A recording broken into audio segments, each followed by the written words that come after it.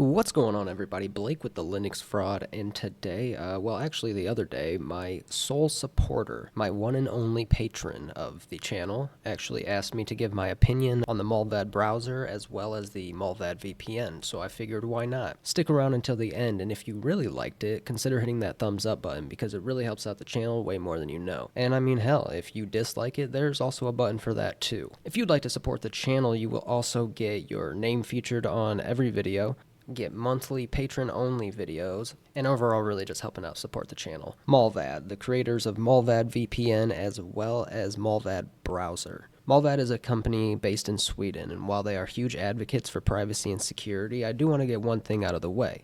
They are a part of the 14 Eyes Alliance. Now, I'm sure many of you have heard of the Five Eyes Alliance, which makes up the US, UK, Canada, Australia, and New Zealand. This means that those 5 countries, they share tons of information with each other about their own citizens, including communications intelligence and electronic intelligence. Well, along with those 5 eyes, them being sort of the worst, I guess, yeah. There's also 9 eyes and 14 eyes. Now, we don't exactly know what the agreements are with these 9 extra countries, but it's still something to be aware of. Even though Mullvad is based in Sweden, which is in the 14 Eyes Alliance, they have proven that they will protect their customers' data and respect their privacy even when subjected to a search warrant. Like literally, back in April, there was about 6 Swedish officers that showed up to the Mullvad offices in Sweden with a search warrant. Once Mullvad told and proved that there was no information to be obtained, because they literally don't keep logs, the officers left. They say that no customer data was compromised. Now, were we there?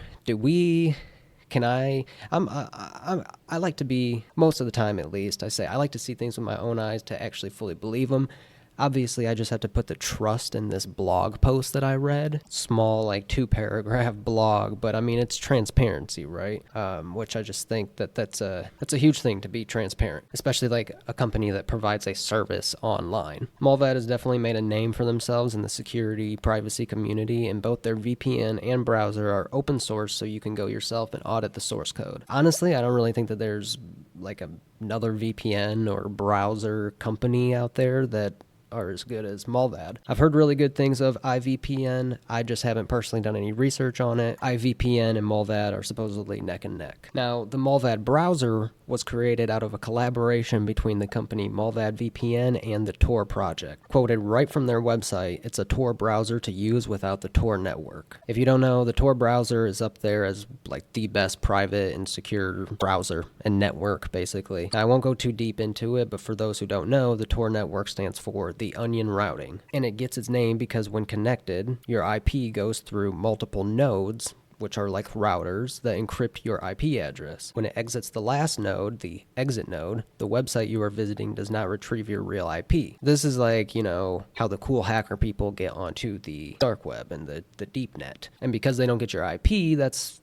leaving less information to that website. Now, the thing is, though, is the more nodes, which I believe there's 3, but don't quote me on that, I think it's 3. Because there's more, it's going to be slower. And that's like the biggest gripe with the Tor network, is that it's really slow compared to regular, just everyday internet, right? Now, the Mullvad browser doesn't use the Tor network. Instead, Mullvad browser is set up and configured in a way so that you blend in on the internet. The whole idea is that you and everybody else who uses Mullvad browser is going to blend in. It's just going to look like basically the same user, meaning that you can't. Now, if you watched my last video with Firefox, I was talking about how these data brokers and everything, they basically just make a profile of you. This makes it harder for that. But the thing is you got to think, unless people start talking about it more and using it more, Mullvad is not that big. So you're already kind of standing out by using such a different browser. And also, like I've said, the Mullvad team knows that there's no perfect way to prevent tracking and fingerprinting. They go into more detail on their website, which I will link below because there are some really good articles there. They say that they lean towards the paradox of fingerprintable privacy, as explained by security researcher Peter Eckersley. Yes, I know I completely butchered that last name. This is why they strongly recommend not going and messing with the default configurations. Now, if you actually go and head over to a website called privacytest.org, you can see that there's a list of open and non-open source or closed source browsers. Now you can see Mullvad's here, LibreWolf also, which is in like the same neck of the woods as Mullvad. You can see they got Firefox, Edge, Brave, all that stuff. I went and counted all these up, and there's 112 tests that they run these through. Mullvad only failed at 6 of them, which in comparison as well, LibreWolf only failed at 6 of them as well. Now, they beat every other browser on this list except for Brave. Brave only failed at 4 tests. In addition to the many tests that Mullvad Browser passes, you will also notice upon opening the browser up for the first time that there are some weird borders around the screen. Now, if you've ever used a Tor browser, you'll know what that is. It's so that websites cannot tell what your screen resolution is, even if you maximize your screen or if you have it tiled to half of the screen.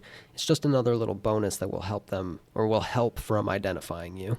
The Mullvad browser is meant to be used with a well-respected VPN, and in my opinion, Mullvad VPN, which obviously they recommend that. Talking about Mullvad VPN, we've already talked about how much Mullvad is an advocate for privacy and security. When looking for a VPN to use, the main thing that you really want to make sure that they do is that their servers are RAM-based. Now, while this will not eliminate the ability to capture logs like 100%, it does mean that if servers are turned off, they're confiscated, unplugged, that RAM is going to stop, and since it's running off of the RAM, all that stuff will be wiped. There are like a handful of servers that they still have. I think there's maybe like 7 or 8 out of the hundreds I think they have that still run on a disk, and I'll throw that up on the screen right now. But I mean, you can just not use those because 98%, no, probably 99% of the other servers all run on RAM. But the only thing is Mullvad does not play nicely like with streaming services like Netflix. So that is something, to be aware of if you're just looking for a VPN to jump and watch Canadian Netflix or some shit. It's not going to work, but you could just use a different VPN for that. It also allows you to sign up anonymously, so no entering your name or even an email or phone number. You can use Monero or crypto in general, and you can literally even send them cash in an envelope through the fucking mail. You can also, if you want to stay kind of anonymous, you can still use a debit card, and you could just always use like a burner debit card from something like Privacy or MySudo. Now, this will obviously not be the most anonymous way compared to the others, but yeah, I mean, there's really not much to go over. The application, I'm sure it runs on Windows. I know it runs on Mac and absolutely Linux. You can get there's a package in the AUR for the browser and the VPN. And then you can also just download like the RPM or the .deb file if you're on like Ubuntu or Debian based. So you can get it anywhere. Yeah, I mean, I'm not a fucking shill or anything for Mullvad VPN. I just like solid products that respect, or at least seem to respect, the privacy and security of its customers. I mean, that's you just don't see it nowadays, so whenever it does happen, or there is something that is like that, or a company that's like that, it's just refreshing. Maybe maybe there is some hope for the future. Probably not. But that's the video, everybody. This was Blake with the Linux Fraud. I hope you enjoyed the video. Again, if you did, consider hitting that like button because it really does help out the channel more than you know. Also, hit the dislike button because fuck it. Whatever. Do it. Do it. You won't do it because I bet you liked the video. If you made it this far, I really, really appreciate it. And then consider subscribing because we have a bunch more content coming your way.